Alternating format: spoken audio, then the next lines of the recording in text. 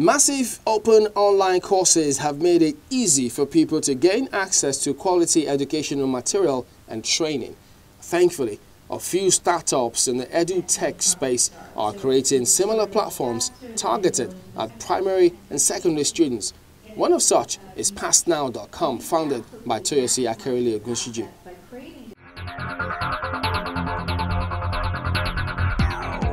What is YouTube's strategy for Africa? YouTube's strategy for Africa is growth, growth, growth.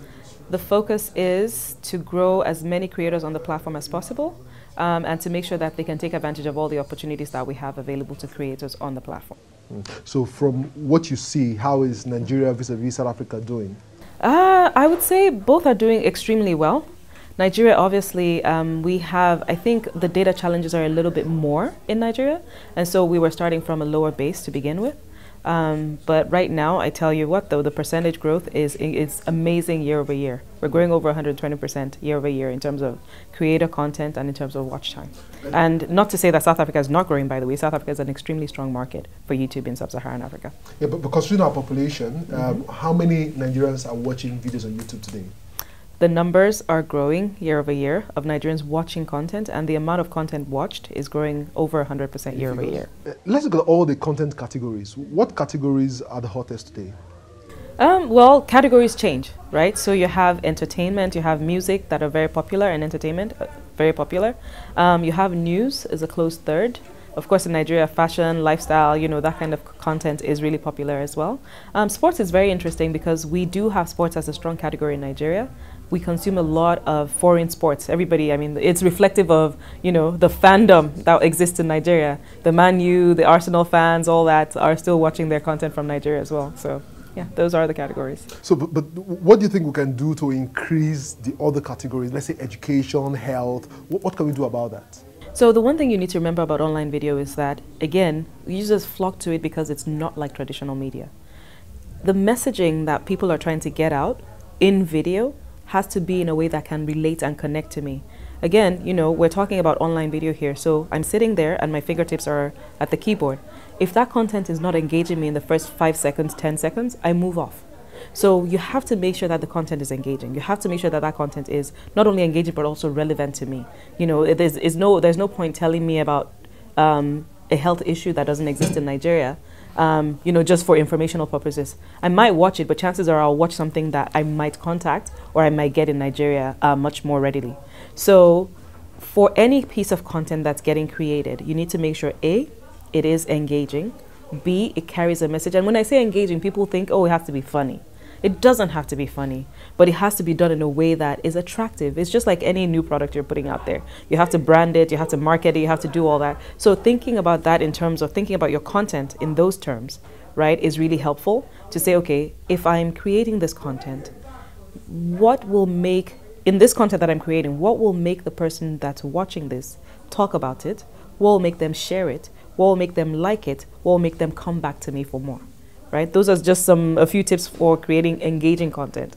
And I think that if we take serious topics and break it down into small consumable bits that people, small consumable bits that people can connect with, that it makes a big difference. So even if the topic, like you said, is health, education, you know, if you want boring education, you can go stand in any classroom with any lecturer just going on and on for hours. But if you try to teach me, okay, how do I X, and you make it interesting, and you make it short and consumable, then chances are that I'll engage and watch it and be like, okay, that was a good experience, I'll come back for more. So the shorter the videos, the better? Not necessarily, depends on the subject, right? But you just need to make sure it's appropriate for the message you're trying to convey. Have you seen any sort of appreciation for animated content in this part of the world? Absolutely. So there are a couple channels that actually come to mind immediately you said that. There's one video that actually was shared with me by someone called, I think it was Ajebo Tunes. And it was the two kids, Ajebo versus Paco, and they were going over old nursery rhymes, and they, you know, they were bouncing off, basically riffing off each other. And it was very funny because for a lot of people, it was nostalgic. It brought back memories of childhood and all that. But that's one example. There's a lot more. But there's another video on YouTube from a Nigerian creator that was about the police harassing this guy, and this guy was talking, you know, in his either US accent or something like that. And then, you know, the guy smacked him, and then he broke out in pidgin, You know, and it was, again, very funny, very interesting. There are a couple other creators in South Africa as well who are doing amazing things with animation. And just across the region in general, there are creators who are engaging in animation. It's not so much so widespread yet, but it's definitely growing as a segment. And people are finding out that it's easy to use animation to convey messages that are beyond just cartoons for kids. You know, you can handle a serious issue, but it doesn't seem so threatening because it's animated. And we're seeing that on YouTube as well. Each time you check the YouTube app, there is this trending like fire sign. What's the idea behind that particular feature?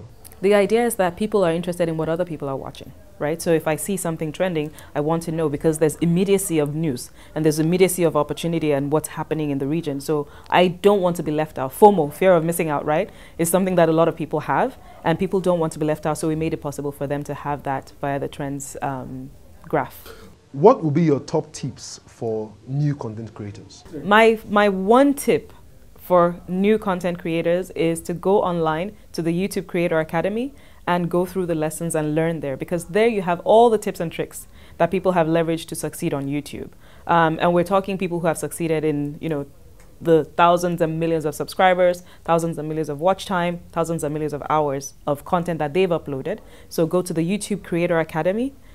You don't have to download anything. The videos are there in short formats, you know, like 5 minutes, 10 minutes at the max, to watch, to teach you something. And it contains information from all the way from a newbie who, how do I position my shot on my mobile device, to someone who's doing full production, to people who are thinking about content strategy. Like, it contains all that information available for people to learn from.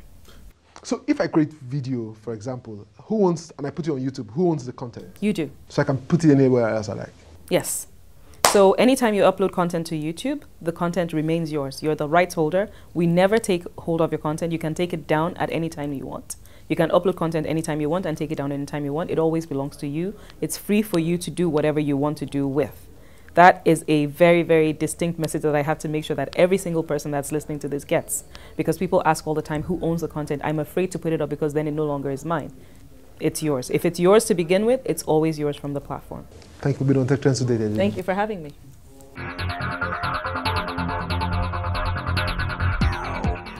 Across the world, technology is being used to tackle various challenges in the education sector.